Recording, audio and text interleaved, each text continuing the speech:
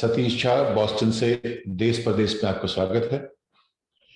आज मुझे रोने का मन कर रहा है क्योंकि हमारे नेता रो पड़े। तो मुझे याद आया कि नेता हमारे कब रोते हैं। विनम्र श्रद्धांजलि देता हूं तो मुझे सोचने का मौका मिला, मैंने देखा और उनके तुम्हारे परिजनों के नेता, प्रति प्रिय नेता नरेंद्र मोदी जब पहली सांत्वना बार रोए व्यक्त थे करता हूं। तो वाकई बहुत जेन्युइनली रोए थे। वो फेसबुक के दफ्तर में थे, उनका इंटरव्यू चल रहा था। उन्होंने कहा, बहुत उसमें लगा कि कुछ जेन्युइननेस थी उसमें। उन्होंने कहा कि मुझे याद आता है मेरी माँ पड़ोसियों के बर्तन धोती थी, पानी भरती थी और रोने लगी। अब जब हम छोटे थे तो हमारा गुजारा करने के लिए वे अड़ोस पड़ोस के घरों में बर्तन साफ करना, पानी भरना, मजदूरी कर रहा। आप कल्पना कर सकते हैं कि एक मां ने अपने बच्चों को बड़ा करने के लिए कितना कष्ट उठाया होगा। उसमें हमने देखा, उसमें हम सभी थे। हमें इतना गर्व हुआ था कि नरेंद्र मोदी एक घर में काम करने वाली महिला का, मां का बेटा आज देश का प्रधानमंत्री है। वो देश की गरिमा है। एक लोकतंत्र तब मजबूत होता है जब उसमें गरीब से गरीब, सबसे आखिरी इंसान, अगर उसमें क्षमता है तो लोगों की सहमति से नेतृत्व की जगह पाए और देश का संचालन करे। ये अपने आप में लोकतंत्र की गरिमा है। मुझे बहुत अच्छा लगा था जब नरेंद्र मोदी ने अपने मन की बात इतनी साफ कोई सबसे कही, सबके सामने कैमरे पे रोए। ये बात 2014 की है। तब किसी को बुरा नहीं लगा, सबको अच्छा लगा था कि वाकई ये जेन्युइन आदमी है, हमारा नेता बना है। सब खुश हुए थे। और फिर अभी इस हफ्ते एक बार फिर रो पड़े। इस बार रो पड़े तो जिस तरह से रोए, मुझे कुछ चीजें याद आती हैं। उससे कुछ दुख है, कुछ एक पीड़ा है। पहली बात उन्होंने कहा कि एक तो जिस तरह से उन्होंने कहा उसमें जेन्युइननेस नहीं कही दिखी। जिस आदमी ने पिछले 7 साल में किसी भी ग्रुप के मरने पर, किसी हिंसा पर, देश की किसी भी ऐसी बात पर कोई भी सांत्वना की भाषा का इस्तेमाल नहीं किया हो, उससे आप ऐसी उम्मीद नहीं करते थे कि रोना शुरू कर देगा, पहली बात। और आज की तारीख में भारत में 3 लाख परिवारों में ऑफिशियली साल भर में रोना धोना चल रहा है।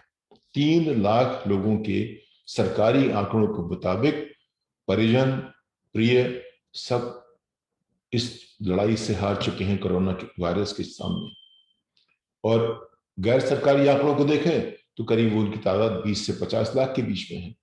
सही क्या है ये कोई कभी शायद पता लगेगा। तब तक हम मान लें कि लाखों की तादाद में, लाखों परिवारों में एक मातम का माहौल बना हुआ है। वो लोग रोते हैं, रोते रहे हैं। इसके बाद एकाएक नरेंद्र मोदी को जब उनके बारे में अलग तरह की धारणाएं बनना शुरू हुई, लोगों ने सवाल खड़े करना शुरू किए, उनको लगा कि उनकी लोकप्रियता कम हो रही है, तो उन्हें फिर रोने का एक कम से कम हम उसको ढोंग नहीं कहेंगे, लेकिन लोगों को लगा कि ढोंग है। उसकी वजह अगर आप ट्विटर देखा हो, फेसबुक देखा हो, अखबार देखे हो, तो सबने एक घड़ियाल की तस्वीर लगा दी। किसी ने कहा कि घड़ियाल आंसू देखे हैं, आओ देख लो। यानी कि एक जेन्युइन लीडर जो 2014 में एक असाधारण लोकप्रियता से चुन के आया था, जिसके हर आंसू पे लोग सोचते थे कि कितना अच्छा जेन्युइन आदमी है, कितना हमारा अच्छा लोकतंत्र है, वही आदमी आज के नेतृत्व में अपने आप में खड़े ऐसे सवाल खड़े कर रहा है कि जो भी कहता है कोई बात उसकी मानने को तैयार ही नहीं होती। देखिए, रोना जहां तक है ये तो मानवीय एक अपने आप में देखें तो तमाम चीजें हम करते हैं, ऐसे हंसते हैं, रोते भी हैं, चीजें हैं जो रुलाती हैं। मुझे अपने से ज्यादा पीड़ा तब हुई है, आज से नहीं बचपन से, कि जब किसी और का दर्द हो तो उससे ज्यादा तकलीफ होती है। अपनी पीड़ा तो सहना आसान होता है, दूसरे की पीड़ा पर जो रोते हैं उनकी बात अलग है। हमारी भाषा में लिखा गया है कि कुछ लोग होते हैं जो कि अपने दर्द से ही रोते हैं, कुछ ऐसे होते हैं कि दूसरों को दर्द से रोते हैं, कुछ ऐसे होते हैं जो बीच वाले होते हैं।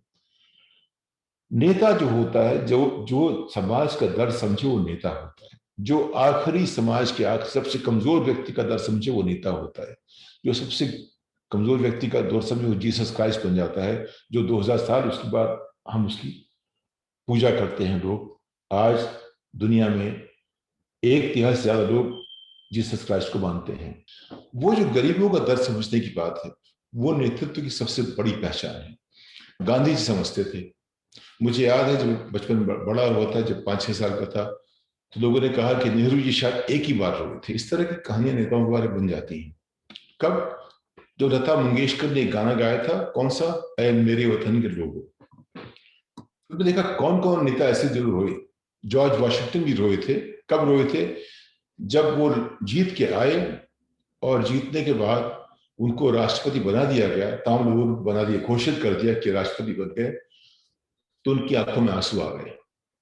ये नेता था जो सबसे अच्छा जनरल था अमेरिका का, जिसको रोना आता ही नहीं था, लेकिन उसकी जिम्मेदारी समझते हैं। एक बार जिम्मेदारी इतनी बड़ी होती है कि हमें लगता है कि हम बर्दाश्त कर पाएंगे, उसमें खरे उतरेंगे, नहीं उतरेंगे। हमने देखा ओबामा साहब, ओबामा भी रोए। वो कब रोए? जब दोबारा इलेक्शन जीत के आए। वो कब रोए? एक बार एक काले व्यक्ति को किसी पुलिस वाले ने मार दिया, उसकी जो स्थिति ऐसी थी, उस पर वो रोए। उनके रोने में किसी ने उस पर उपहास नहीं किया, क्योंकि उनका रोना ऐसा लगा कि एक संदर्भ से जुड़ा हुआ था, जो कि सामयिक था, जो कॉन्टेक्चुअल था। उसको देख के लगता था कि वो जेन्युइन आदमी रो रहा है।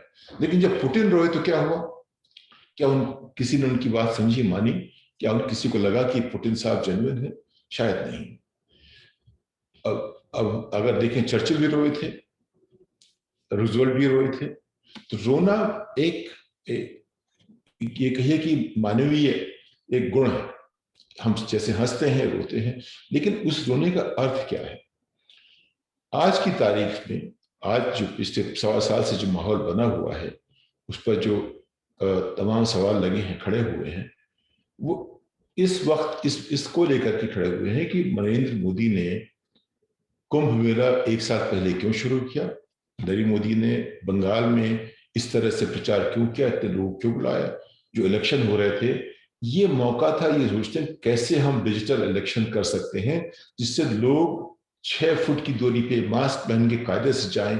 ये हमारा एक मौका था समझने का, अपने समाज को उस तरह से तैयार करने का कि हम कैसे इन चीजों से संभलें, बचें, अपने आप की सुरक्षा करें, देश की सुरक्षा करें, सबकी सुरक्षा करें। ये प्रयोग करने का एक मौका था। वो आपने एक लीडरशिप में वो मौका आपने खो दिया। ये तो यानी कि मोटे तौर पर नरेंद्र मोदी ने वही, उनके आंसू वही थे, उन आंसुओं का मतलब बदल गया, उनका कॉन्टेक्ट बदल गया। जब उन्होंने अपनी माँ के बारे में बात कहते हुए रोने का एक दृश्य दिखाया लोगों को, तो किसी ने कहा ये नाटक है। इस बार कोई मानने को तैयार ही नहीं कि वो नाटक नहीं है। इतना फर्क पड़ा है नरेंद्र मोदी की 7 साल की यात्रा में। दूसरा ये देखिए कि उन्होंने एक बात कही कि मेरे कई अपने चले गए। उन्होंने ये नहीं कहा कि मेरे अपने कई चले गए, यानी कि उन्होंने अपनों में भी कई उनके अपने थे और कई उनके अपने नहीं थे। ये बात जो है हम 2014 से देख रहे हैं। देश को हिंदू मुसलमान में बांटना, मेजॉरिटी माइनॉरिटी में बांटना, क्षेत्रों में विभाजन करना, राज्य और केंद्र की मुश्किलें खड़ी करना। विभाजन हम सोचते थे कि अंग्रेजों की प्रवृत्ति थी। अब अगर हमारे अपने लोग अपने नेता बांटना शुरू कर दे देश को इस तरह से, 70 हम जोड़ने की कोशिश करते हैं 70 साल से। ठीक है, हमारी सफलता जो जितनी सीमित थी उतनी थी, लेकिन हम जोड़ते रहे देश को। लेकिन एकाएक नेता एक असाधारण बहुमत के साथ खड़ा हुआ, एक असाधारण असामान्य गरीबी से पैदा हुआ, वो देश को जोड़ने की जगह वो तोड़ने लग गया। तो ये नहीं कहा मेरे कई अपने, ये नहीं कहा मेरे अपने कई लोग चले, उन्होंने कहा होता अपने कई तो मुझे बहुत अच्छा लगता। अब अगर वो आम आदमी होते तो हम कहते भाई गलती हो गई। नरेंद्र मोदी इतने बड़े नेता हैं, देश के प्रधानमंत्री हैं, वो लोग कहते हैं कि वो भाजपा नहीं, भाजपा से भी बड़े हैं, भाजपा उनके सामने बहुत छोटी हो गई है। आमतौर पे पार्टी नेता से बड़ी होती थी, या भाजपा में भाजपा नरेंद्र मोदी के सामने खड़ी नहीं हो सकती, उसकी क्षमता ही नहीं है। बाकी सब बौने हैं। वो अमित शाह उनका तो मैन फ्राइडे कहते हैं अंग्रेजी में, उसको गुलाम कह लीजिए, और बाकी जो है सब प्यादे हैं। एक ही वजीर है, उसका नाम है नरेंद्र मोदी, और बाकी सब प्यादे हैं। तो मुश्किल यह है कि जब हम इसको देखते हैं एक बड़े बड़े दायरे में, मुझे याद आता है मैं एक बार अरफा खानम शायद उनका नाम है, उनसे एक मुलाकात मेरी हार्वर्ड में हुई। जब भी मैं सोचता हूँ माइनॉरिटीज की, उस दिन पता नहीं क्या हुआ, मैं हार्वर्ड में उनसे मिल रहा था, उन्होंने कोई बातें कही थी, मेरे आंसू रुके नहीं इस बात को सोचिए कि हमारे देश में मुसलमानों पे कैसा अत्याचार हो रहा था उस जमाने। मैं बात कर रहा हूँ 2 साल पहले की। तब ये जो होती है, किसी ने एक बहुत अच्छा शेर सुनाया था, उसको देख के मुझे आंसू आ गए। जब मैं पहले कह आपको सुना चुका हूँ, जब जब भी वो सुनता हूँ मैं जावेद अख्तर का, उसमें लिखा है उन्होंने, ये कैसा खेल है कि जिसमें वजीर को है बस इजाजत कि जहां चला जाए, प्यादा जो घर से निकले पलट के ना आने पाए।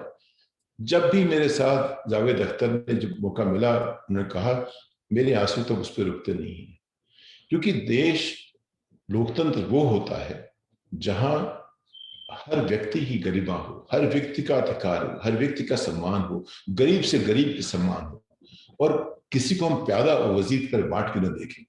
वजीर वही अच्छा, आज वजीर राजा के जमाने का वजीर अलग होता था, आज का वजीर वो है जिसका दिल सबसे गरीब के लिए धड़कता है। ये सिर्फ मूल्यों की बात नहीं कर रहा हूं मैं, ये मानवीय जो विकास हुआ है अब तक, उसकी आज की पराकाष्ठा इस पर है कि सबसे गरीब आदमी के लिए हमारा दिल धड़कना चाहिए, क्योंकि उसको जरूरत हमारे दिल की है। अपना काम तो हम सभी कर लेते हैं। हम पब्लिक लाइफ में राजनीति में इसलिए आते हैं कि जो कमजोर है उसकी मदद करें, इसलिए नहीं आते कि हम सिर्फ अपनी मदद करें। वो लोग भी हैं, 99% लोग वो हैं जो राजनीति में अपना फायदे के लिए आते हैं। लेकिन जो जो गांधी जी ऐसा नहीं करते थे, गांधी जी को अपना कोई फायदा नहीं मिला। गांधी जी दक्षिण अफ्रीका के सबसे सफल वकीलों में से एक थे। उनकी अब किताब देखिए, उनके बारे में जो लिखते हैं, उनका घर सुप्रीम कोर्ट चीफ जस्टिस के बगल में उन्होंने लिया था वकील के तौर पर, जबकि जवान वकील थे। जब वो वहां से चले तो उनके वहां के गवर्नर जनरल ने कहा कि Gandhi, I can only wish my counterpart there well because he doesn't know what he is going to get. तो गांधी की जो 30-35 बरस तक, उनकी जो 40 बरस तक जो उनकी जो छवि थी, वो उन बहुत पैसे भी कमाए थे, बहुत नाम कमाया था, इस हद तक कि जो उनके ऊपर जो शासन करता था वो भी उनसे डरता था, ऐसी जगह में जैसे साउथ अफ्रीका जैसी जगह में। इनफैक्ट अगर आप देखें तो गांधी से साउथ अफ्रीकन लीडरशिप बहुत डरती थी, ज्यादा मंडेला के मुकाबले में। ये उन्होंने खुद पाया, क्योंकि उन्होंने वो कर्मयोगी थे। जब वो भारत आए तो वो रहे उस तरह से जैसे कि सबसे गरीब इंसान रहता था, उन्होंने वैसे रहने की कोशिश की। वो हमारे असली नेता थे देश के। तो नरेंद्र भाई को, उनके अगर आंसू आज नाटकीय लगते हैं लोगों को, उनको सोचना चाहिए ऐसा कैसे हो गया। लेकिन आप देखिए कि सारी की सारी जो भी योजना चल रही है बीजेपी और आरएसएस में, वो ये कि कैसे उनकी छवि को बदला जाए। अभी तक 7 साल में कभी ऐसा नहीं हो गया काम ऐसा क्यों करो, ऐसा करो काम की छवि बनाने की जरूरत न पड़े, ऐसा नहीं हुआ। तो परेशानी उनके साथ ये है कि वो छवि बनाने में और नैरेटिव ठीक करने में ज्यादा लगे रहते हैं। किसी भी तरह से लोग समझाएं कि मैं महान हूं, मैं भगवान हूं, मैं सब कुछ हूं। फिर अगर भाई भगवान हो तो लोग मान लेंगे, तो वैसा काम भी करो, लोगों लगे भगवान हो। अगर आपने बना 3 लाख मौतें ना होने दी होती तो लोग कहते वाकई भगवान हो आप, कि आपने ऐसा कर दिया। लेकिन ऐसा नहीं हुआ। इसके लिए हमें चाहिए था कि एक महामारी है, दुनिया से हम सीखें कैसे कर रहे हैं, उनसे समझें कि किस तरह से अगले कदम उठाने चाहिए।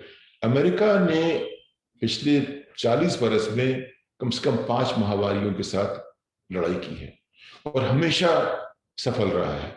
इस बार की महामारी की लड़ाई इसलिए हार गया कि एक नाकाबिल राष्ट्रपति ट्रम्प उस व्हाइट हाउस में बैठा हुआ था। तो यानी कि नेतृत्व से दो कितनी संभावनाएं हैं। सार्स में कोई मौत नहीं अमेरिका में होती है और अभी 6 लाख मौतें हो चुकी हैं इसलिए कि ट्रंप नाकाबिल थे। मोदी इसी तरह से अमेरिका के जो पिछले 40 साल का इतिहास था उससे सीखते तो आज हमारे देश में शायद मेरा मानना है 2-4 मौतें हो भी गई होती, जो 2-4 100 1000 भी हो गई थी, ये हालत नहीं होती। उसके लिए तैयार होना पड़ता है, उसके लिए पब्लिक पॉलिसी चाहिए हमें। लेकिन 1.25 साल में कोई भी कदम ऐसा नहीं लिया गया जो इस मौके को उसका फायदा उठा करके हमारी व्यवस्था को ठीक करे। उसमें नेतृत्व कहीं दिखा नहीं। वो लगे रहे इलेक्शन में, वो लगे रहे अपनी ताकत बढ़ाने में, वो लगे रहे अपोजिशन को कमजोर करने में, अटैक करने में। उनने कभी देश की मुश्किलों पे सांत्वना व्यक्त नहीं की। उन्होंने हमेशा विदेश के लोगों के साथ जुड़ने की कोशिश की। कहीं कुछ गलत है। वो गलत क्या है ये अब लोग महसूस कर रहे हैं। वो भले समझ न पाए गलत क्या है, लेकिन लोग महसूस कर रहे हैं। मोदी समझते हैं कि लोग भावनाओं से जुड़ते हैं, ये उनके आंसू उनकी भावनाओं से खेल करने के लिए हैं। इस बात को हम सभी को समझना होगा। इस बात के साथ अगले शनिवार तक आपसे विदा लेता हूँ। धन्यवाद।